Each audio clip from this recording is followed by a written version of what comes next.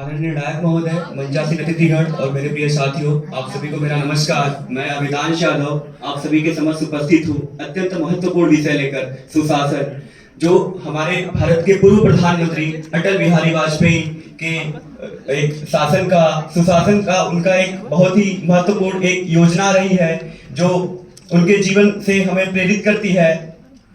और इस सुशासन के इस महत्व को स्वतंत्रता के बाद से ही इसकी चर्चा हुई, लेकिन यह केवल इसके चर्चाओं तक ही सीमित रहा।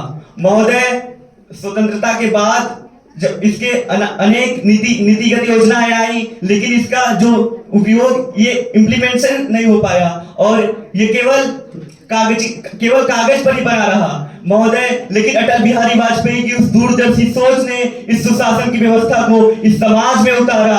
और महोदय, ये तो सभी जानते हैं कि उन्होंने 10 साल लोकसभा के कार्यकाल किए और 2 राज्यसभा कार्यकाल पूरे किए, लेकिन महोदय मैं ये बताना चाहता हूं कि उनकी जो योजना थी, ये सुशासन, उन्होंने इसे समाज में उतारने का प्रयास किया। और महोदय, उन्होंने जब विपक्ष के रूप में कार्य किया तो उन्होंने कहा विपक्ष लोकतंत्र की कमजोरी नहीं बल्कि उसकी मजबूती है। और उन्होंने एक कबीरदास के दोहे के माध्यम से कहा,